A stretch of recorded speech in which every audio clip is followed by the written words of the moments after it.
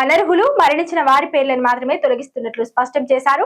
అలాగే 60 ఏళ్లు పైబడిన మహిళల కోసం ప్రత్యేక పొదుపు సంఘాల ఏర్పాటు, మహిళా భద్రత కోసం పాఠ్య పుస్తకాల్లో ప్రత్యేక పాఠ్యాంశాల వంటి వినూత్న ప్రతిపాదనలు ఆమె వివరించారు. తెలంగాణలో కొత్త చేయుత పెన్షన్ల కోసం లక్షల మంది అర్హులు ఆశగా ఎదురు చూస్తున్నారు. బడ్జెట్ ప్రసంగం సమయంలో కొత్తగా 2 లక్షల మందికి పెన్షన్లు అందజేస్తామని డిప్యూటీ సీఎం బట్టి విక్రమార్క కీలక ప్రకటన చేశారు. తాజాగా పెన్షన్లపై పంచాయతీరాజ్ మహిళా శిశు సంక్షేమ శాఖ మంత్రి సీతక్క కూడా కీలక ప్రకటన చేశారు.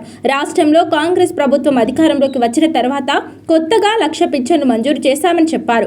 ఈ ఆర్థిక సంవత్సరంలో మరో 2 లక్షల పింఛన్లు ఇస్తామని వెల్లడించారు. కొత్తగా ఇవ్వబోయే పింఛన్లకు తాజా బడ్జెట్లో భారీగా నిధులు కేటాయించినట్లు తెలిపారు. పంచాయతీరాజ్, గ్రామీణాభివృద్ధి, మహిళా శిశు సంక్షేమ శాఖల పద్దులపై శనివారం అసెంబ్లీలో చర్చ జరగగా మంత్రి సీతక్క సభ్యులు అడిగిన ప్రశ్నలకు సమాధానాలు ఇచ్చారు. కాంగ్రెస్ ప్రభుత్వం పింఛన్లు తొలగిస్తున్నట్లు ప్రతిపక్ష సభ్యులు దుష్ప్రచారం చేస్తున్నారని మండిపడ్డారు. తామెక్కడా పింఛన్లను తొలగించలేదని అన్నారు. ఎవరైనా చనిపోయినా 2 పింఛన్లు పొందుతున్నా అలాంటివి పరిశీలించి అనర్హులుగా గుర్తించి ఆపేస్తున్నామన్నారు. తమ ప్రభుత్వానికి పేదలపై ఎలాంటి విద్వేషం లేదని అన్నారు. కేంద్ర ప్రభుత్వం తన వాటా కింద ఒక్కో పింఛన్కు 200 నుంచి 300 రూపాయలు మాత్రమే ఇస్తోందని గుర్తు చేశారు.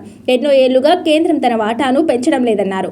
పల్లెలు పడకేశాయి, అభివృద్ధి కుంటుపడిందని బీఆర్ఎస్ విమర్శిస్తోందని, మాజీ సర్పంచులకు ఇవ్వాల్సిన బిల్లులో 99% వారి ప్రభుత్వ హయాంలోనివేనని విమర్శించారు. తాము 318 కోట్లు క్లియర్ చేశామని గుర్తు చేశారు. మహిళలపై ఇంకా వివక్ష కొనసాగుతోందని, అతివల గౌరవంపై పాఠ్య పుస్తకాల్లో ప్రత్యేక పాఠ్యాంశాన్ని పెట్టి అవగాహన కల్పించాలని అన్నారు. ఇప్పటికే రాష్ట్ర పోలీసులు మహిళల భద్రత కోసం స్టాండ్ విత్ హెర్ లాంటి కార్యక్రమాలు నిర్వహిస్తోందని అన్నారు.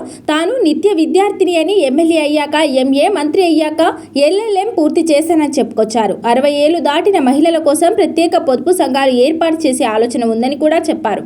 జల్ జీవన్ పథకం కింద 1620 కోట్లు ఇవ్వాలని కేంద్రానికి ప్రతిపాదనలు పంపగా ఇప్పటి వరకు చిల్లి గవ్వ ఇవ్వలేదని సీతక్క వెల్లడించారు. కాగా కొన్ని జంటలకు పెళ్లై పిల్లలు పుట్టిన తర్వాత కూడా కళ్యాణ లక్ష్మి డబ్బులు రావడం లేదని బీఆర్ఎస్ సభ్యురాలు సునీత లక్ష్మారెడ్డి అసెంబ్లీలో ప్రభుత్వానికి తెలియజేశారు. పంపిణీ చేసిన కొన్ని చెక్కులను ప్రతిపక్ష ఎమ్మెల్యేల నియోజకవర్గాల్లో జిల్లా ఇన్ఛార్జ్ మంత్రుల చేతుల మీదుగా ఇప్పిస్తున్నారని, ఇది సరైన పద్ధతి కాదని విమర్శించారు. దీనిపై ప్రభుత్వం పునరాలోచన చేయాలని సూచించారు. అధ్యక్ష వారు ఏదో కళ్యాణ లక్ష్మి రాలేదన్నది నేను ఖచ్చితంగా తెప్పిస్తా. లగ్గమాయే పిల్లలాయే, మరి ఇంతవరకు కళ్యాణ లక్ష్మి రాకపోయాని ఇది వాళ్ళది అధ్యక్ష, వాళ్ళది. ఇవాళ మనం అన్నిటికీ క్లియర్గా చెప్పినా కూడా కావాలని సత్యాలకు దూరంగా అసత్యాలు చెప్పడం వాళ్ళ నైజం. వాళ్ళ ఒక సిద్ధాంతాన్ని అలవర్చుకున్నట్టుగా నాకు అర్థమవుతుంది సార్. తప్పును పదే 10 సార్లు చెప్తే పబ్లిక్ మెదడులో ఆ తప్పుడు వెళ్ళిపోతుంది ఏదో ఒక సందర్భంలో. అందుకనే బయట కానీ లోపల కానీ ఎంతసేపు అబద్ధాలను మాట్లాడేది ఆలోచన. ఇవాళ ఎవరికి మేము పెన్షన్లు ఇవ్వలేదు, కేవలం భర్తలు చచ్చిపోయిన వాళ్ళకే ఇచ్చిరని అన్నారు అధ్యక్ష. ఆమె మాజీ మంత్రి గారు మాట్లాడేటప్పుడు కనీసం రిపోర్ట్ తెప్పించుకోవాలి కదా, మరి సీతక్క అన్ని ఇచ్చిన అన్నది ఎక్కడి నుంచి ఇచ్చింది, ఎవరికి ఇచ్చింది.